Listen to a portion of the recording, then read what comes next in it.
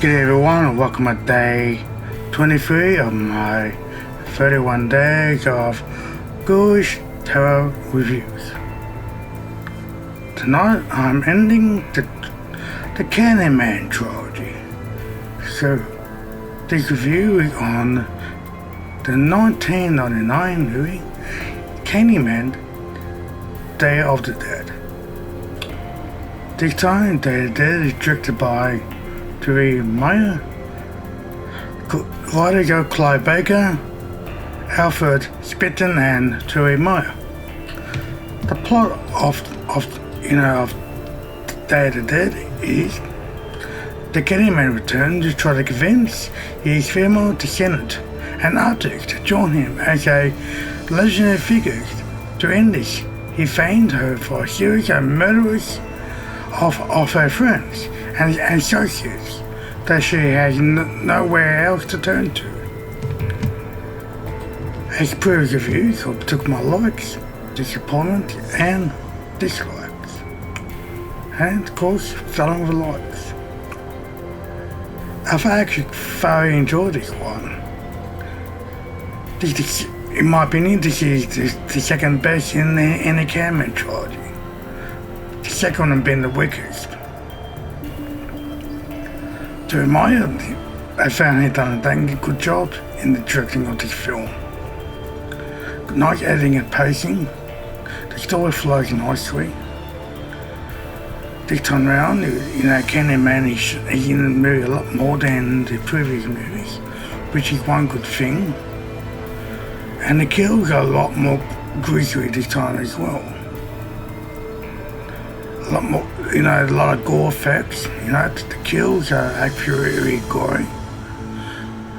The first two kills actually is shown by a flashback when Caroline enters her Miguel's apartment. We find that he's been killed by the Candyman because Miguel more or less forced her to say his name 3 times in the mirror during his art gallery of the Candyman, because he returned because of her. Miguel and the girl that's with him are the first two victims of the film. And of course, there's a flashback of her mother having her first slashed by what seemed to be the Candyman, since her mother gave him, because she died to be his victim. You know how the Candyman says to Corin throughout the film when he appears, "Be my victim." Yeah, it's quite nice taunting by him. I love where he taunts her and trying to convince her to be his victim. Of course, he does all the killing. She witnessed her best friend get killed in front of her, which was pretty gruesome as well. And a cop that arrested her, and he's the next victim to the Candyman, which was quite gruesome as well. Because she was in her friend's apartment, an apartment when the Candyman killed her. Of course, she was arrested and framed for the murder and the previous 2 murders as well. Because she was there twice when of each victim or victims. Pretty interesting story, how she, the movie ends, this final story of this trilogy is the descendant. And of course, there is backstory of the Candyman. Find out that he's a slave, and he falls in love with a woman that he did a painting of. And of course, when the town people found out that he found love with the colonel's daughter, they all got angry, and they chained him up on a tree and forced bees to come on him and once again cut off his right hand and stuck a hook on his hand. Good scores for the film. Hit the film nicely. Of course, the acting was very well done by Tony Todd, and of course our female protagonist once again is a female, and this time by Donna McHugh.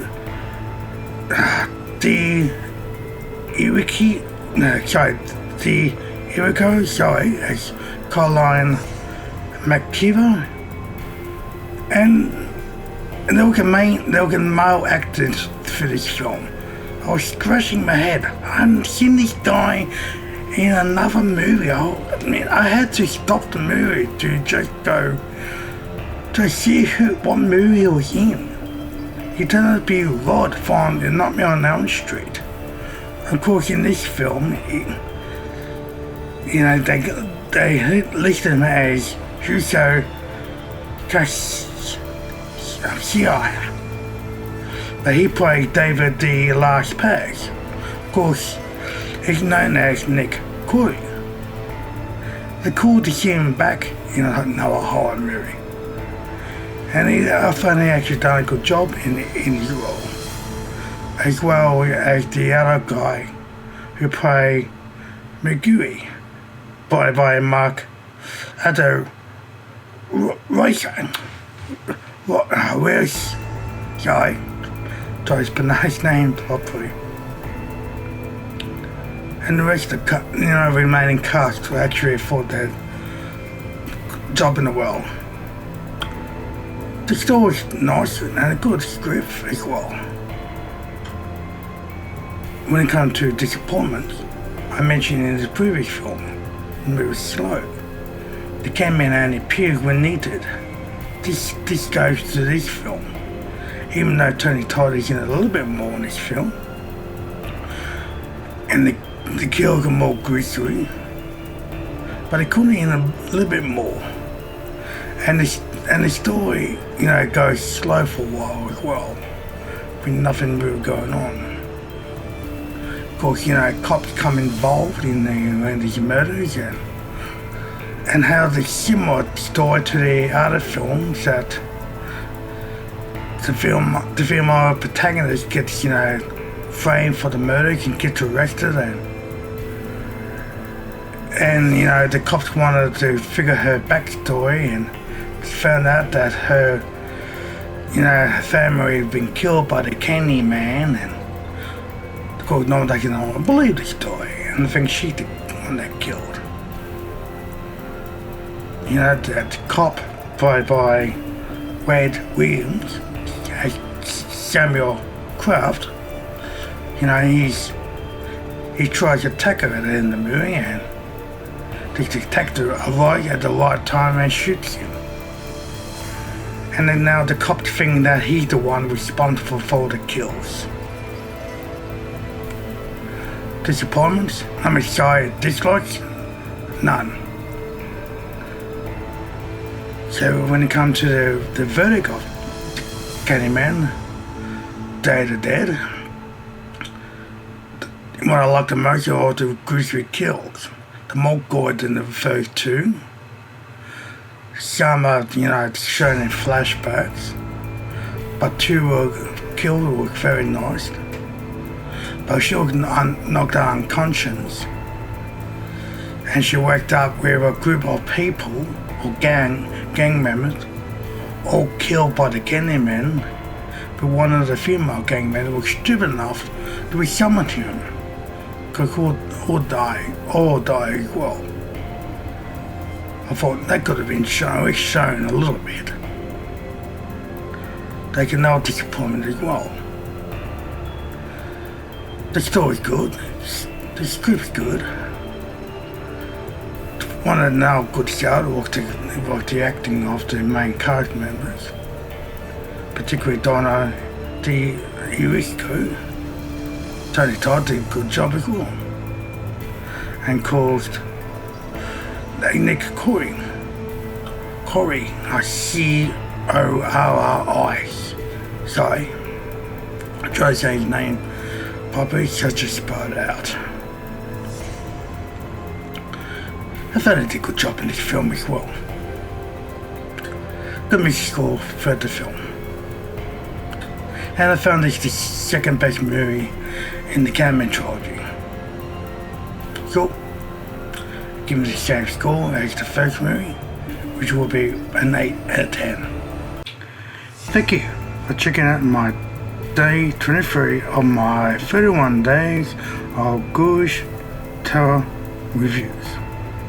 If you like what you see, give me a like, and if you've seen this movie, I'd like to hear your thoughts. And if you're new to my channel, great. Join the family and subscribe to my channel.